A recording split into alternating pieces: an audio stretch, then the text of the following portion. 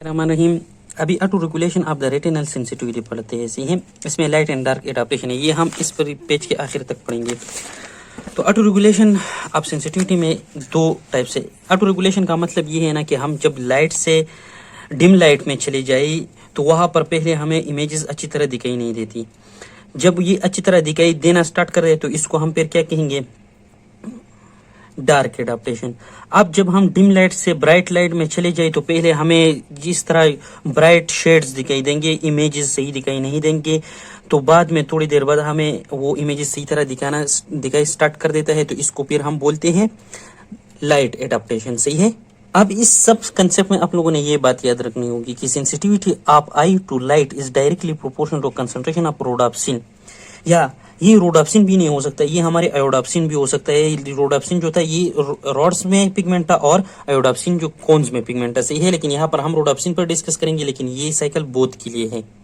अब जब हम किसी इमेज को देखते हैं ना, उसमें कुछ लाइट एरियाज होते हैं, कुछ डार्क एरियाज होती है। सही है, तो उस इमेज के डार्क एरियाज होते हैं वो डार्क स्पॉट्स होते हैं बनाएंगे रेटिना पर, और लाइट स्पॉट्स लाइट बनाएंगे। लेकिन जो डार्क स्पॉट्स होंगे वो रेटिना की सेल्स को एक्साइट नहीं करेंगे, मतलब रेटिना को एक्साइट नहीं करेंगे, तब हमें डार्क दिखाई देगा। और जो लाइट स्पॉट होंगे वो एक्साइट करेंगे, तब हम वो ब्राइट दिखाई देगा। और इस तरह हमें इमेज के डार्क और लाइट स्पॉट्स दिखाना स्टार्ट हो जाते हैं। लेकिन जब हम किसी मूवी थिएटर में मूवी देखें और फिर बाहर ब्राइट लाइट को जाए, तब ये जो डार्क स्पॉट होते हैं ये भी रेटिना एक्साइट करते हैं और हमें फिर ब्राइट देते हैं। और ब्राइट तो हमें बिल्कुल ब्लीच की तरह दिखाई देते हैं, तो हमें सही तरह चीजें दिखाई नहीं देता, सिर्फ एक वाइट शेड देखता है, बहुत ब्राइट। या जब हम ब्राइट लाइट से चले जाते हैं अंदर रूम में जिसमें डिम लाइट हो, तब क्या होता है कि वो ब्राइट स्पॉट्स जो होते हैं इमेज के, वो भी हमारी रेटिना को एक्साइट नहीं करते और हमें हर जगह में अंधेरा दिखाई देते हैं। फिर थोड़ी देर बाद हम एडजस्ट हो जाती है। सही है, तो ये था जनरल एग्जांपल जो कि इस पैराग्राफ में डिस्कस किया था। अब हम यहाँ आएंगे। सही है, तो एडाप्टेशन में सबसे पहली बात यह है कि रोडाप्सिन जो कि क्या थी, कलर पिगमेंट, जो पिगमेंट थी किस रॉड्स में, इस पर जब लाइट्स पड़ जाती है तो इसको डिकम्पोज करता था।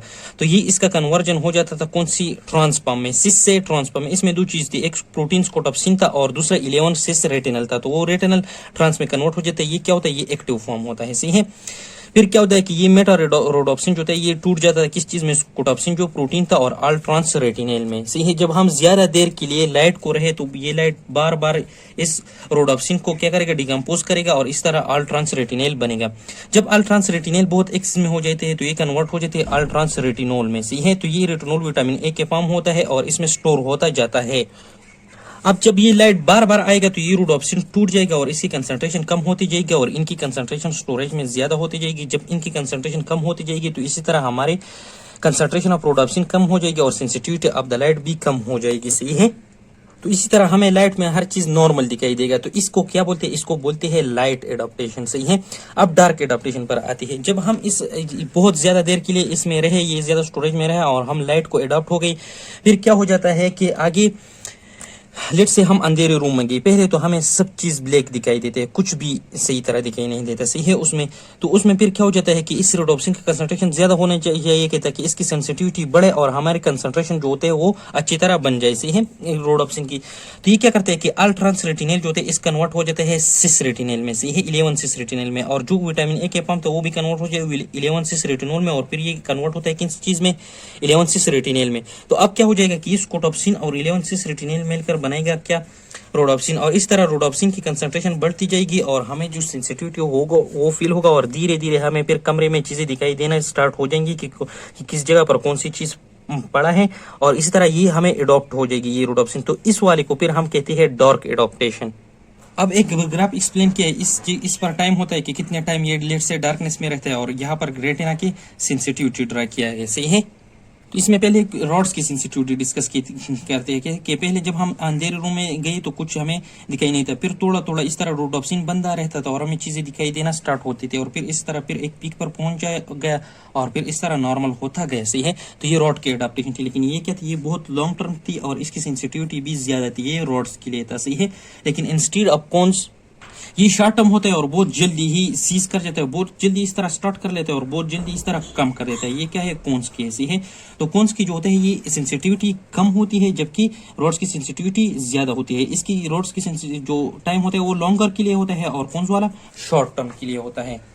अब एक और बात, यहाँ पर यही मैकेनिज्म सिर्फ नहीं है, एक और मैकेनिज्म है जिसको बोलते हैं पिपिलरी साइज। क्या होता है कि जब हम ब्राइट लाइट में जाते हैं तो हमारी जो आई के आइरिस मसल होते हैं वो क्या करते हैं, प्यूपिल की साइज को डिक्रीज कर देता है ताकि कम लाइट अंदर जाए और हमें चीजें सही तरह दिखाई दे देती है। एक ये हो गया। और यह जब हम डार्कनेस में जाते हैं तो जो dilator muscle of the iris होती है वो कंट्रैक्ट होकर आइरस की साइज को इंक्रीज कर देता है और इस तरह फिर ज्यादा लाइट आई के अंदर जाते हैं और रेटिना की सेंसिटिविटी बढ़ जाती है। इसी है तो लाइट में रेटिना की सेंसिटिविटी डिक्रीज हो जाती है और डार्क में इंक्रीज हो जाती है। फिर एक और आ जाता है न्यूरोनल एडाप्टेशन। न्यूरोनल एडाप्टेशन किस तरह होता है कि जब लाइट आएगी वो हमारी पिगमेंटेड लेयर को एक्साइट करेगी, फिर पिगमेंटेड लेयर अपना सिग्नल देगी कौन सी लेयर को, बाइपोलर सेल्स को, फिर बाइपोलर देगी गैंग्लियनिक सेल को और फिर अपटिक नर्व को जाएगा, सही है, टू द कॉर्टेक्स। लेकिन जब ये लाइट में लेट से हम है और बार बार ये लाइट आएगी तो एक बार मेहमान, दूसरी बार मेहमान, फिर आखिर में ये मेहमान ही नहीं होता है। तो इस तरह बार बार ये लाइट इसको एक्टिवेट करते कि तो ये कहेगी कि यार ये तो बार बार एक्टिवेट करते हैं, तो ये उसको रिस्पॉन्ड करना क्या करेगी, कम कर देगी। जब इसको रिस्पॉन्ड करना कम कर देगी तो फिर हमें जो होना वो लाइट की वजह से हमें इरिटेशन नहीं होगी, सही है। तो ये भी एक टाइप ऑफ एडाप्टेशन है। अल्लाह हाफिज।